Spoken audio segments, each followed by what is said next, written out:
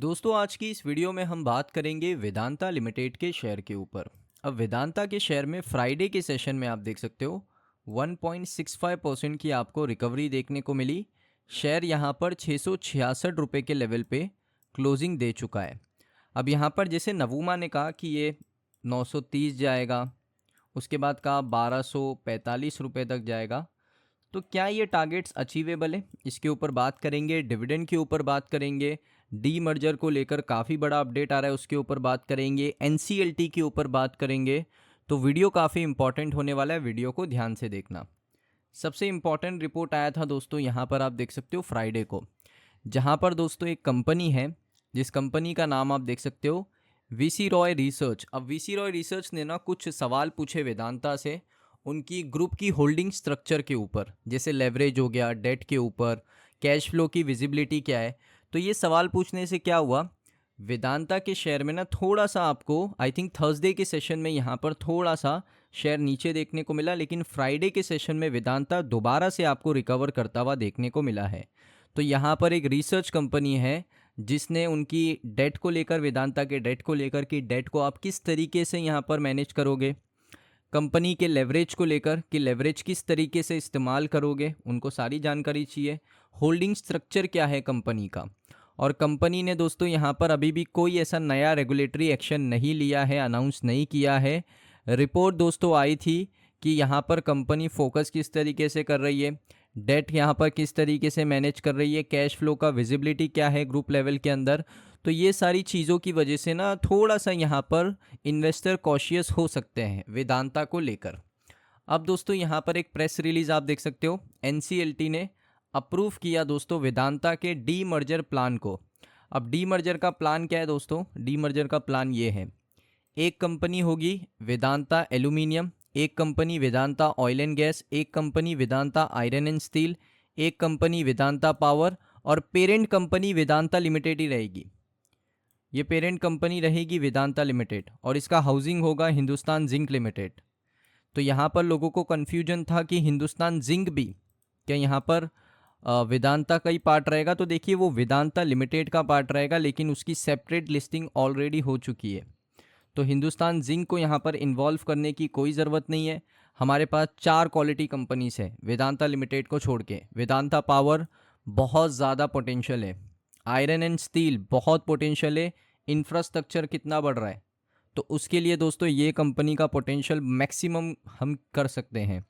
Oil and gas, Vedanta oil and gas, oil यहाँ पर कितना ऊपर जा रहा है, क्रूड ऑयल हो गया, उसके बाद गैस भी अगर आप देखोगे बहुत ऊपर जा रहा है। और एल्यूमिनियम, एल्यूमिनियम आप सभी को पता है दोस्तों, यहाँ पर भारत के अंदर या पूरी दुनिया के अंदर अगर आप देखोगे ना, तो एल्यूमिनियम के प्राइसेस, गोल्ड, सिल्वर, सभी के प्राइसेस ने एक यहाँ पर रिकवरी आपको दिखाई है, एक बाउंस बैक आपको दिखाया है। तो ये सारी चारों कंपनीज दोस्तों बहुत वैल्यूबल कंपनीज है, और इससे क्या होगा, वेदांता का डीमर्जर होगा ना तो वैल्यू अनलॉक होगा। वैल्यू अनलॉक का मतलब होता है कि जब यहाँ पर ये कंपनी एक साथ मिलके काम कर रही थी तो ये अंडररेटेड कंपनी है, अंडररेटेड, इनके ऊपर कोई बात ही नहीं किया। लेकिन जब इनका सेपरेट में लिस्ट होगा, सेपरेट लिस्टिंग होगा मार्केट के अंदर, तो ये इन्वेस्टर की नज़र में आएगी। इन्वेस्टर इसके फाइनेंशियल देखेंगे, इसकी बैलेंस शीट देखेंगे, इसके फंडामेंटल देखेंगे, तो इसकी वैल्यू यहाँ पर बढ़ेगी, इसकी वैल्यू कम नहीं होगी मार्केट में लिस्ट होने के बाद। तो ये चीज़ आपको देखने को मिली। एक कंपनी को लेकर दिक्कत था वेदांता पावर, तो उसका भी अप्रूवल आपको यहाँ पर देखने को मिल चुका है। तो एनसीएलटी ने पूरी तरीके से अप्रूव कर दिया है वेदांता के प्लान को। एनसीएलटी ने, सेबी ने अप्रूव कर दिया है, सेबी की तरफ से भी हरी झंडी आपको देखने को मिल गई, शेयर होल्डर का अप्रूवल है। तो अब यहाँ पर एक्सचेंजेस का एक अप्रूवल लगेगा, जो कि थोड़ा टाइम है उसको, एक्सचेंजेस का अप्रूवल आएगा, उसके बाद वेदांता का जो डी मर्जर का प्रोसेस है वो आपको शुरू होता हुआ देखने को मिलेगा। उसकी डेट क्या है वो भी मैं आपको बताऊंगा। यहाँ पर आप देख सकते हो कुछ क्रेडिट रेटिंग कंपनीज है, जैसे इंडिया रेटिंग, क्राइसिल, इकरा। इसमें से आप देखोगे long term, short term rating है, आउटलुक है, डेट भी आप देख सकते हो। इंडिया ए, यहाँ पर आपको इंडिया रेटिंग का इंडिया ए रेटिंग मिला है, क्राइसिल का ए रेटिंग मिला है लॉन्ग टर्म, ICRA का ए रेटिंग है। उसके बाद short term rating A1+, A1+, A1+, developing. अब आप कहोगे थोड़ा पुराना डेटा है, नए टाइम का भी डेटा दोस्तों मैं आपको बता ही देता हूँ। नए टाइम का डेटा अगर आप देखोगे ना यहाँ पर, तो उससे पहले दोस्तों मैं आपको बताता हूँ कि वेदांता लिमिटेड का यहाँ पर जो डीमर्जर का प्लान है वो क्या है।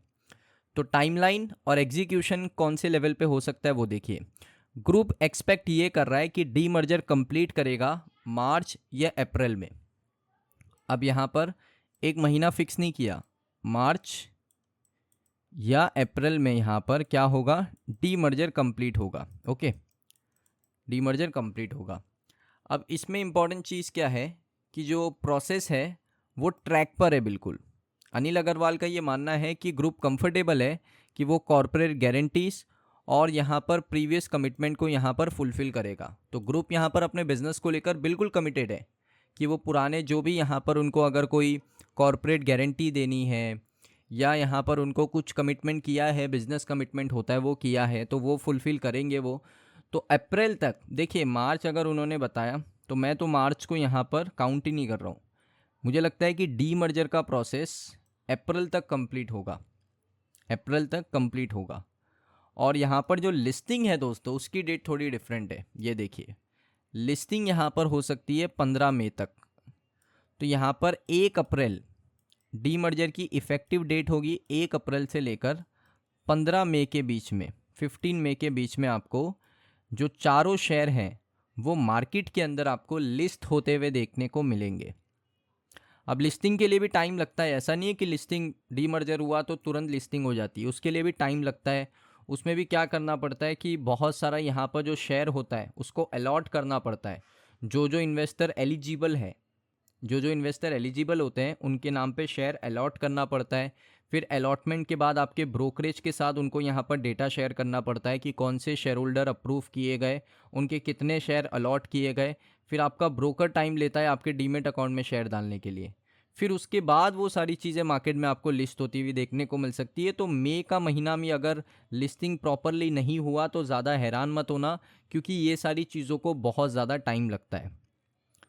तो अब दोस्तों यहाँ पर प्रोसेस थोड़ा लंबा है, अप्रैल मई जून तक बातें जा सकती हैं, बट देखते हैं, होप करेंगे जल्दी सारी चीज़ें हो जाए, वेदांता अच्छी तरीके से यहाँ पर अपने शेयर्स को इन्वेस्टर्स को अलॉट करे। बट देखते हैं, टाइम तो लगेगा, इतना कंफर्म है। अब दोस्तों डिविडेंड को लेकर काफ़ी सवाल था कि सर डिविडेंड कितना मिलेगा। देखिए, फाइनेंशियल ईयर 27 यानी 2026 के लिए जो डिविडेंड सामने निकल कर आ रहा है ना, वो ये निकल कर आ रहा है कि 27 रुपये से लेकर 30 रुपये का डिविडेंड फाइनेंशियल ईयर 2027 में मिल सकता है। फाइनेंशियल ईयर 2027 यानी मार्च के बाद यहाँ पर नेक्स्ट मार्च 2027 तक जितना भी ये पूरा टाइम फ्रेम है उसको कहते हैं फाइनेंशियल ईयर 2027। सो यहाँ पर प्रीवियस पे आउट अगर आप देखोगे ना, वो भी इसी रेंज के थे, 27 to 30 रुपीज़। लेकिन पोटेंशियल अपसाइड क्या है कि कुछ कमोडिटी के प्राइसेस अगर बढ़ते हैं, लाइक गोल्ड, सिल्वर, उसके बाद यहाँ पर आप कह सकते हो एल्यूमिनियम, ऐसे कमोडिटी के प्राइसेस बढ़ते हैं। स्पेशली अगर आप देखोगे जिंक एंड ऑयल के प्राइसेस अगर बढ़ते हैं और परफॉर्म अच्छा करते हैं तो डिविडेंड पोटेंशियली दोस्तों आपको 40 रुपये से लेकर 60 रुपये प्रति शेयर तक बढ़ता हुआ देखने को मिल सकता है। अब जो डिविडेंड की पॉलिसी है दोस्तों, अभी डीमर्जर का सारी चीज़ें चल रही है, aluminium, power, oil, gas, steel, company indicate कर रही है कि वो यहाँ पर कंटिन्यू करेगी regular high dividend pay out. ऐसा नहीं है कि डीमर्जर के बाद डिविडेंड पे करना आपको कंपनी भूल जाएगी। डीमर्जर के बाद भी, स्प्लिट के बाद भी, मार्केट में नए शेयर लिस्ट करवाने के बाद भी आपको डिविडेंड मिलेगा। तो डिविडेंड को लेकर चिंता करने की आपको बिल्कुल ज़रूरत नहीं है। सो दोस्तों, यहाँ पर ये वीडियो आपको कैसा लगा कमेंट सेक्शन में बताइए। अगर आपको वीडियो अच्छा लगा वीडियो को लाइक करें, चैनल पे अगर आप पहली बार आए हो सब्सक्राइब कर लो। मिलता हूँ नेक्स्ट वीडियो में।